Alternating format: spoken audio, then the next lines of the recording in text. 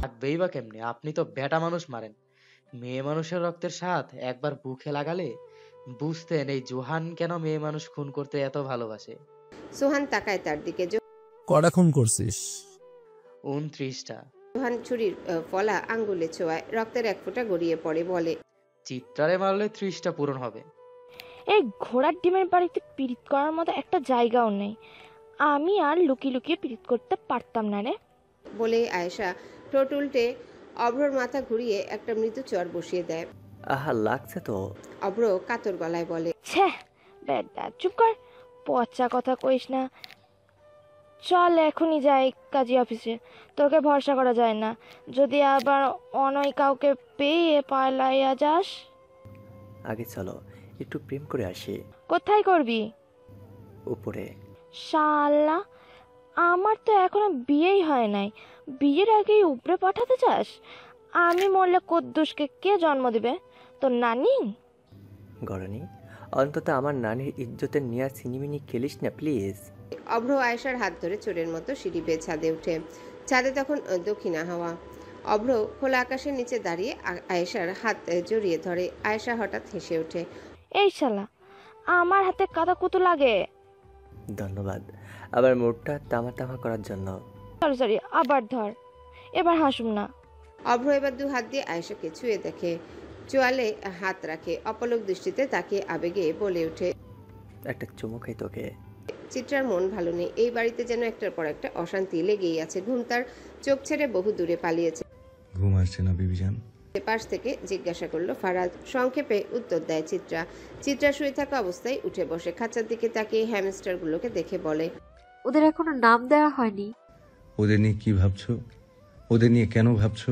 তুমি বরং আমার ভবিষ্যৎ গ্যারাগেটির নাম নিয়ে ভাবো। সময় হলে ভাববো। আমি তো এখনো বাচ্চা। কি বলো, এখনো বড় হওনি? না। ছ্যা, কি ছোট লোকই ব্যাপার হয়ে গেল। সময়ের অভাবে এখন তোমাকে জোর করে বড় বানাতে হবে। কিভাবে বড় বানাবেন? খাইয়ে খাইয়ে। কি খাওয়াবেন? ভালোবাসা। ওসব ছোট লোকের খাবার আমি খাই না। ভালো জিনিস কেন খাবি বউ? তুমি তো আমার মাথায় খেয়েই কুল পাচ্ছ না। ঠিকই বলেছেন, ভালো কিছু তো খাওয়াই হয় না আমার। খাই শুধু অখাদ্য, মানে আপনার মাথা। আবুলের নাতনির।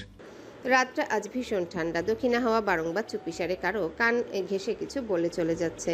ছাদে পা রাখতে ফারাজ থমকে দাঁড়ায়। বাতিগুলো নিভে আছে, চারিপাশ কি ভীষণ অন্ধকারে নিমজ্জিত। গা চমচম করা একটা অনুভূতি চিত্রার বুক চেপে ধরে। ভয় করছে বিবিজান? আপনি পাশে থাকলে আমার কেমন জানি একদম ভয় করে না। একটা কথা বলবো? বলনি? মৃত্যুর পর আমাকে দাফন করার পর সবাই যখন চলে যাবে, তখন আপনি খানিকটা সময় না হয় আমার সাহস হয়ে কবরের পাশে বসবেন, অন্তত প্রশ্নের সম্মুখীন হওয়ার আগে, জবাবদিহির আগে। এসবের কিছু শুনতে চাই না চিত্রা।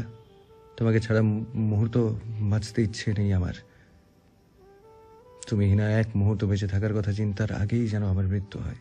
পরিবেশ থমথমে হয়ে যায়। নীরবতা কাটাতে চিত্রা ফারাজের হাত ধরে। সে সিঁড়ির ধাপে মৃদু শব্দে বলে ওঠে, ফারাজ, আমি না কারো গলার আওয়াজ পাচ্ছি, মেলি হাসির শব্দ। আপনি শুনতে পাচ্ছেন না? ফারাজ মুহূর্তের জন্য থমকে যায়। সে কান পেতে শোনে। হ্যাঁ সত্যি, ছাদের শেষ কোণ থেকে মেলি হাসি চাপা শব্দ ভেসে আসছে। অন্ধকারে কে হাসছে এত রাত করে? এই বউ, ছাদে মনে হয় কোনো ডাইনি আছে, জলদি বাসায় চলো। ফারাজ আধা ভয়ে বলে ওঠে। চিত্রা চোখ সরু করে প্রশ্ন করে, কেন, ভূতে ভয় পান আপনি? ভূতের তো হ্যান্ডসামের ওপর বেশি নজর থাকে, জানো না?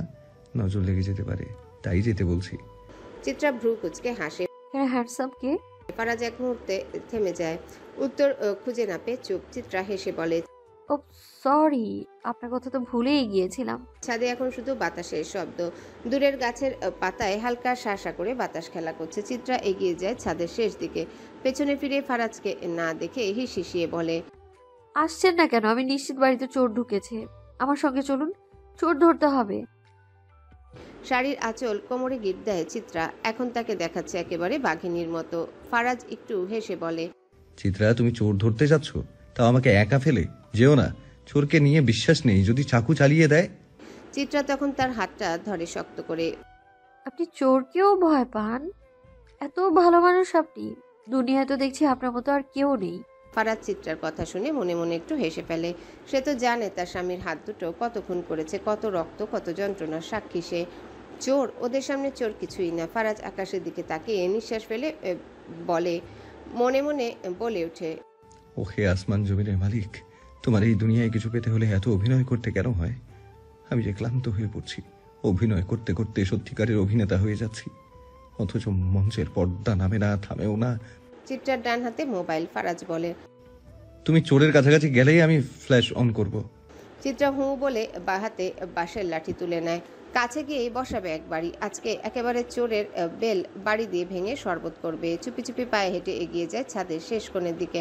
আধারে কাউকে স্পষ্ট দেখা যাচ্ছে না, কিন্তু দুইটা অবয়ব যেন জড়াজড়ি করে দাঁড়িয়ে। চিত্রা লাঠি উঁচু করে। ঠিক তখনই ফারাজ ফ্ল্যাশ অন করে দেয়। আলোর ঝলকানিতে মুহূর্তে চিত্রা ফারাজ দুজনারই চোখ কোটর থেকে বেরিয়ে যাওয়ার উপক্রম। কারণ চোখের সামনে খালি চোরই নয়, বরং চুন্নিও দাঁড়িয়ে আছে, তা আবার একেবারে কাছাকাছি। একটুর জন্যে চুমুতে ব্রেক কষে গিয়েছে তাদের। চিত্রা কি বলবে বুঝতে পারছে না। সে কিছু বলার আগেই ফারাজ বলে ওঠে, কি গো আমার মাইয়া জামাই, কুদ্দুসকে জন্ম না দেয়া দামরা, শেষে তুমিও তলে তলে ঠেলা গাড়ি চালাচ্ছ? বাহ বাহ, ওয়েট, একটা চুচ্যাট পোস্ট করতে হবে দেখছি। সামনের শুক্রবারই তাহলে বিয়ের দিন ঠিক করি। ফারাজ অভ্র চোখে চোখ রেখে বলল, আগেই বলে রাখছি, বিয়ের পরও কিন্তু বউ নিয়ে আমার চোখের সামনেই থাকবে। ফারাজ যেখানে, শুভ্র সেখানেই। অভ্র মৃদু হেসে উত্তর দিল, আপনাকে ছাড়া কোথাও যাওয়ার কথা শুধু মুখে আনা নয়, চিন্তা তো আসে না। হঠাৎ আয়েশা মাঝখান থেকে বলে উঠল, আমার থেকেও মনে হয় ফারাজ আব্বাকেই বেশি ভালোবাসেন। অভ্র আয়েশার দিকে তাকিয়ে হালকা হাসলো। তাই মনে হলো? হুম। আয়েশা নিচু গলায় বলল, তাহলে হয়তো তাই। ফারাজ ভাই আর আমার সম্পর্কটা গাছ শিকড়ের মতো। শিকড় উপড়ে ফেললে যেমন গাছ বাঁচে না, তেমনই ফারাজ ভাই ছাড়া আমি মৃত। আয়েশা জানে না কেন এমন কথাতেও তার মনে এক বিন্দু খারাপ লাগছে না, বরং যেন একটা শান্তির ঢেউ বইছে ভেতরে। তার মনের গভীরে একটা কণ্ঠ ধ্বনিত হচ্ছে, এই মানুষটাকে যদি একবার ভালোবাসা যায় তাহলে হয়তো সে প্রাণও দিয়ে দেবে। এই মানুষটাকে না ভালোবেসে সত্যিই থাকা অসম্ভব। নিশুতি রাত, বৃষ্টির স্নিগ্ধতায় জেগে থাকা আরাম ছড়িয়ে আছে চারিপাশে। গরমে ক্লান্ত শহর মৃদু শীতল বাতাসে একটু স্বস্তির নিঃশ্বাস ফেলছে। সেই নিঃশ্বাসের মাঝে আয়েশার চোখে ঘুম নেই। মাথার ভেতর ঘুরপাক খাচ্ছে হাজারো ভাবনা। এই বিয়ে কি সত্যি হবে? সে কি প্রস্তুত এমন এক জীবনের জন্য যেখানে কেউ নিঃস্বার্থভাবে তাকে ভালোবাসবে? আয়েশার জীবনে ভালোবাসা অপ্রাপ্তির মতো, অথচ আজ অভ্র চোখে সেই ভালোবাসার প্রতিচ্ছবি স্পষ্ট। বিশ্বাস হচ্ছে না কিছু। সেই রাতে আয়েশার আর ঘুম আসেনি। বিয়ে হবে তার? সে কি কখনো এও ভেবেছিল তার মতো মেয়েকে কেউ কি ভালোবাসবে? আয়েশা বারবার এপাশ ওপাশ হয়। তার দাদি পাশেই ঘুমাচ্ছে। বাইরে তখন বৃষ্টি নেমেছে। সারাদিনের অসহ্য গরম এখন উধাও। শান্তি লাগছে। রাত তখন শেষের দিকে। হুট করে দরজায় করাঘাত পেতে আয়েশা উঠে দাঁড়ায়। তার ভয় করছে না। আয়েশা চুপি চুপি উঠে দরজা খুলে দেয়। ছাতা হাতে দাঁড়িয়ে আছে একটা লোক। আয়েশার হাতে একটা প্যাকেট ধরিয়ে অন্ধকারে মিলিয়ে যায় সে। আয়েশা চারিপাশে তাকিয়ে দুয়ার এঁটে দেয়। প্যাকেট হাত বুলায়। ভেতরে অনেক কিছুই আছে, তবে খামে মোড়ানো সেই চিঠির ভাঁজ। সে আগে খুলে। অন্ধকার ঘরের মধ্যে চিঠি পড়া যাবে না। সে প্যাকেটের সব কিছু ভরে লুকিয়ে ফেলে। দাদির দিকে একবার তাকায়, ঘুমিয়ে আছে। আয়েশা মুচকি হাসে। ফ্যানের দিকে তাকিয়ে হাত কপালের উপর রেখে গায়ে চাদর টেনে চোখ বন্ধ করে। আপাতত একটু ঘুমাতে হবে, সামনে আবার বিয়ে, কত কাজ। দেখতে দেখতে সপ্তাহখানিক কেটে গিয়েছে। কাল শুক্রবার। অভ্র আয়েশার বিয়ে। কোনো আয়োজন ছাড়া, কোনো গান বাজনা ছাড়া। এটাই আয়েশার স্বপ্নের বিয়ে। মুরব্বীদের কাছে শুনেছে বিয়েতে যত খরচ কম ততই বরকত বেশি। আয়েশার দাদি কিছুদিন ধরে স্বাভাবিক আছেন। একমাত্র নাতনি যে এত ভালো ছেলের সঙ্গে কথা হবে জানা ছিল না। তবে বিয়ে নিয়ে চিত্রা ফারাজেরই যে আগ্রহ, বাকিদের কিছু যায় আসে না। এক সপ্তাহ কেটে গেল, নিরুটাকেও এত খুঁজেও কোথাও পাওয়া গেল না। অভ্রটা আবদার করেছে আয়েশার গালে সে নিজে একটু হলুদ লাগাবে, খুব ইচ্ছে তার। পিয়াসার নিশুও কাল বিয়ের পর নিজেদের বাড়ি ফিরে যাবে। তাদের মধ্যে এখন ভালো একটা সম্পর্ক তৈরি হয়েছে। চিত্রাকে ফারাজ জোর করে কলেজ পাঠিয়েছে।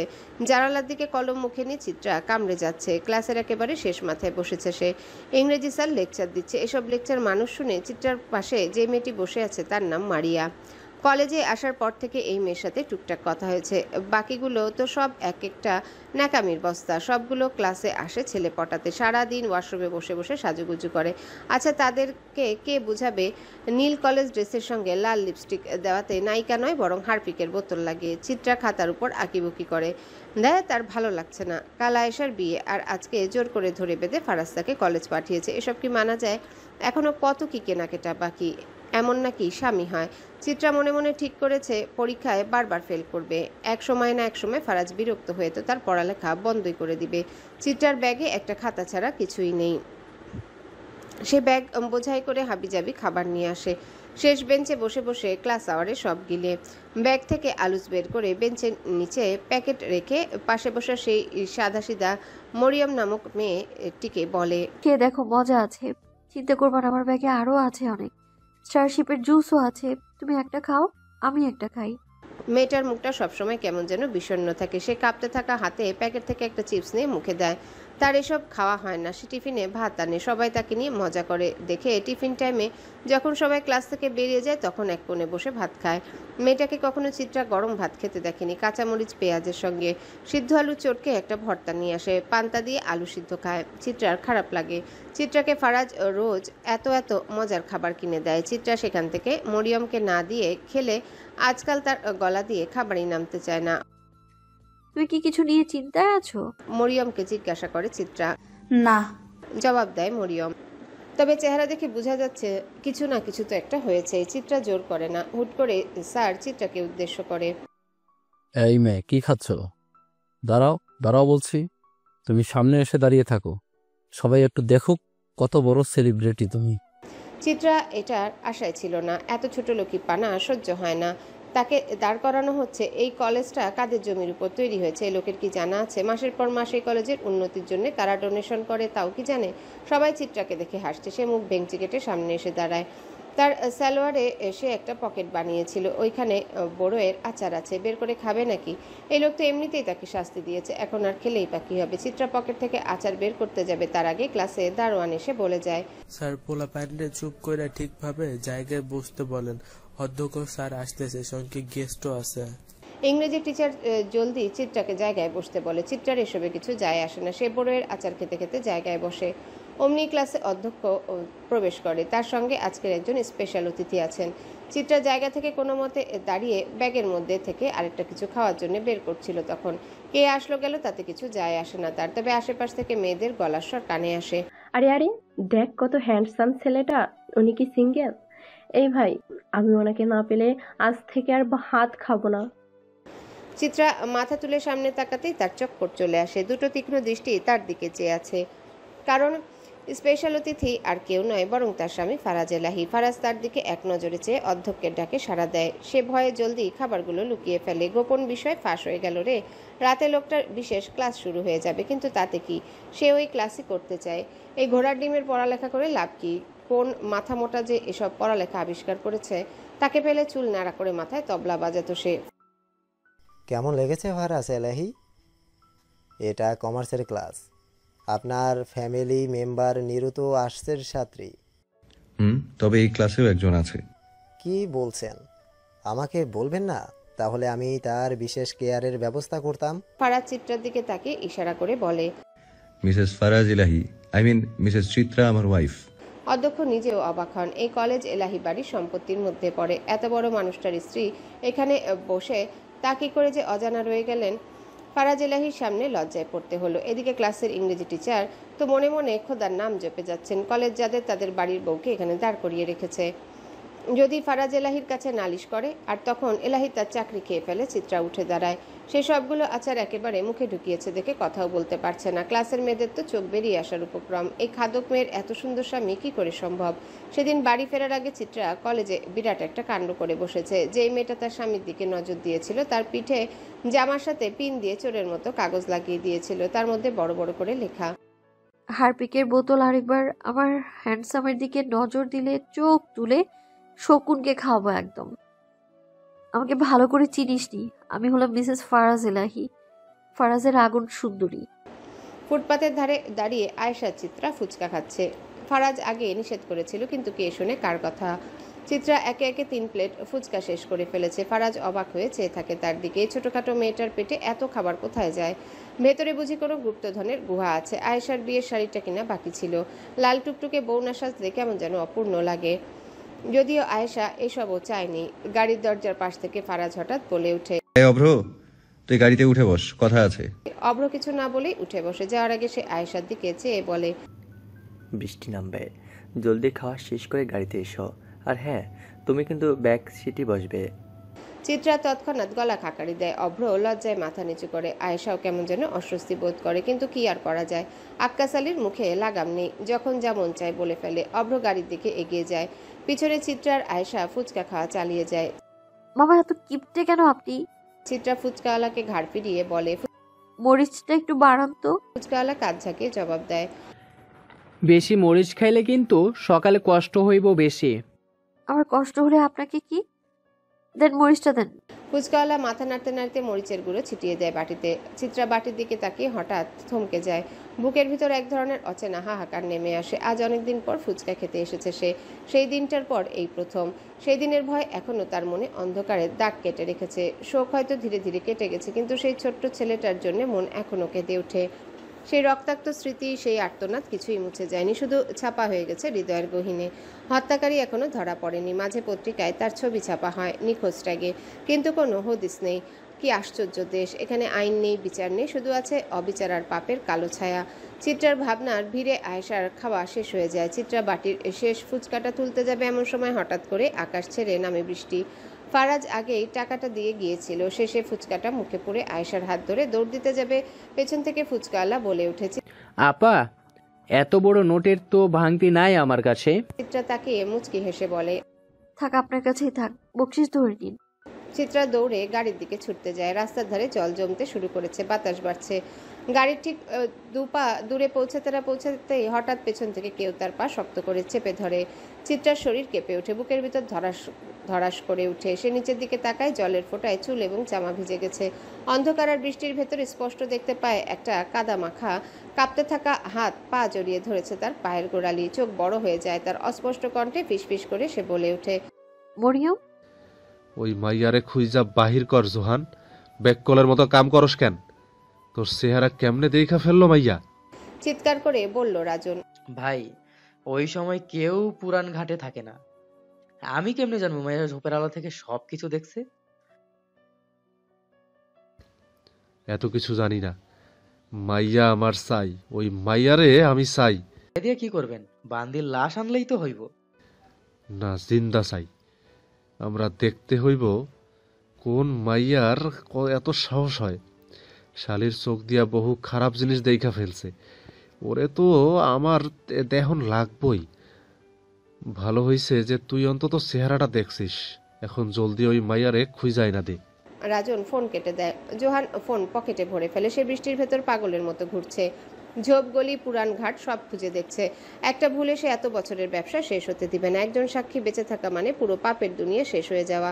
আয়েশা ধীরে ধীরে মরিয়মের পায়ে তেল মালিশ করে দিচ্ছে। মেয়েটা এখনো কাঁপছে, ভয়ের ছায়া চোখে মুখে লেগে আছে, কথা বলার মতো অবস্থায় নেই। চিত্রা তার পাশেই বসে আছে, সে নির্বাক। দুপুরেই তো ক্লাসে মরিয়ম একেবারে সুস্থ ছিল। ঠিক তখনই বজ্র এসে পৌঁছায়। দরজা খুলে ভেতরে ঢুকে, চোখে মুখে ক্লান্তির ছাপ। সারাদিন হাসপাতালে ছিল সে, একজন ক্রিটিক্যাল রোগীর সার্জারির দায়িত্বে। আসলে ওকে বিদেশ থেকে আনা হয়েছিল ইন্টার্নদের হাতে কলমে শেখানোর জন্যে। আর কয়েকটা ক্লাস করলেই তার কাজ শেষ। বজ্র সোজা গিয়ে ঢুকে পড়ে গেস্ট রুমে। সেখানে মরিয়ম, চিত্রা ও আয়েশা। সে ঝুঁকে পড়ে চেক আপ করে। এক মুহূর্তের নীরবতার পর বলে ওঠে, গলায় অভিজ্ঞতার অস্বস্তির সুর। সে নরম ও স্থির গলায় বলে, তেমন কিছু হয়নি, ভয় পেয়েছে মেয়েটা, বিশ্রাম করলেই ঠিক হয়ে যাবে। তবে রাতটা কেউ পাশে থাকলে ভালো হয়, যদি আবার ভয় পায় সমস্যা হতে পারে। চিত্রা চুপ করে যায়। মনে একগাদা প্রশ্ন ঘুরপাক খাচ্ছে। কি হয়েছিল মরিয়মের সঙ্গে? এত ভয় পেল কেন? তাকে কেউ তাড়া করেছিল? কিছু জিজ্ঞাসা করার আগেই তো অজ্ঞান হয়ে পড়েছিল সে। তাই তো চিত্রা এখনো কিছু জানতে পারেনি। চিত্রা গভীর নিচু স্বরে আয়েশাকে উদ্দেশ্য করে বলে, আশা, তুই পারবি থাকতে ওর সঙ্গে? আয়েশা দৃঢ় কণ্ঠে আশ্বাস দিয়ে বলে, সমস্যা নাই, আমি তো আছি। চিত্রা হেসে ঠোঁট বাঁকিয়ে বলে, পাশের রুমেই তো অভ্র আছে, লাফাইতে লাফাইতে সেখানে চলে যাস না বোন। আয়েশা নাক কুচকে জবাব দেয়, আস্তাগফিরুল্লাহ আপা, আমি অনেক ভালো মেয়ে। চিত্রা হেসে আদুরে গলায় বলে, সে তো জানি। বারান্দায় অন্ধকারে দাঁড়িয়ে ফারাজ ফিসফিস করে কথা বলছে অভ্রর সঙ্গে। তার কণ্ঠে অস্থিরতা, অনুশোচনা। ফারাজ নিচু গলায় দূরে তাকিয়ে বলে, এই বউ নিয়ে কই যাব অভ্র? যাকে তাকে বাড়ি নিয়ে চলে আসে। এটা কি বাড়ি নাকি আশ্রয় কেন্দ্র? কি করব? বউয়ের চেহারা দেখলে না, আচ্ছা, বউয়ের চেহারা দেখলে না করতে পারি না, মায়া লাগে খুব। অভ্র সংক্ষেপে নির্লিপ্ত স্বরে বলে, আপনারই তো বউ। ফারাজ হালকা হেসে জবাব দেয়, তুই বেশি খুশি হইস না চান্দু, কাল তোরও বিয়ে হবে। তখন মজা বুঝবি। অভ্র মাথা চুলকে বলে, ভাই ভয় দেখেন না। ঠিক তখনই ফারাজের ফোন বেজে ওঠে। স্ক্রিনে একটি গোলাপের সাইড। অভ্র সেথায় চোখ পড়তে সে চোখ সরু করে গম্ভীর স্বরে বলল, আমাকে দেন, আমি কথা বলি। ফারাজ ঠান্ডা গলায় অন্যমনস্কভাবে বলে, তোর সাথে কথা বলতে চাইলে তো তোকেই কল দিত। সে কোনো দ্বিধা না করে কল কেটে দেয়। সিগারেটের ধোঁয়ায় ধারা ছেড়ে দেয়। একটা দীর্ঘ নিঃশ্বাস ফেলে ক্লান্ত গলায় বলে, এই মেয়েটা অনেক বেশি জেদি হয়ে গেছে। অভ্র চোখ সরু করে কটাক্ষ করে। ফারাজ আপনার হাতে গড়া বুঝতে হবে না। চোখ নামিয়ে বলে, ইদানিং বেশি জ্বালায়। ভাবি সন্দেহ করে। না করে না, কিন্তু করতে কতক্ষণ। আমার ফোনে কল এলে সে ধরে না, তবে ওই দিন নজরে পড়েছিল, কোনো রকমে বাঁচলাম। অভ্র গম্ভীর স্বরে বলল, আপনি হুট করে বদলে গিয়েছেন ভাই, সব ভুলে গিয়েছেন। এখানে আসার পেছনে কিন্তু আপনার আলাদা উদ্দেশ্য ছিল। কই ভাই, মানুষ খুন করতে তো আপনার বুক কাঁপে না? তাহলে আপনি এখনো উদ্দেশ্য পূরণ করছেন না কেন? এত মায়া বাড়িয়ে লাভ কি? বুক কাঁপবে কেন? অভ্যাস হয়ে গিয়েছে রক্তে হাত রাঙানো। সেটাই তো বলছি, বুক কেন কাঁপছে? আসলে ভালোবাসায় মজে গেছেন আপনি। এখন আপনাকে বেছে নিতে হবে যে কোনো একটি, হয় এই দুনিয়া না হয় দুনিয়া। ভাবি থাকবেন না পাপ। ফারাজ কাপা গলায় শুধায়, হ্যালো বন্ধুরা, পরবর্তী পার্ট খুব তাড়াতাড়ি আসবে, তো সবাই অপেক্ষায় থাকো। আর চ্যানেলটি যারা এখনো সাবস্ক্রাইব করোনি তারা পরবর্তী পার্ট দেখার জন্য চ্যানেলটি সাবস্ক্রাইব করে রেখো। ধন্যবাদ সবাইকে, আমাদের সাথেই থেকো।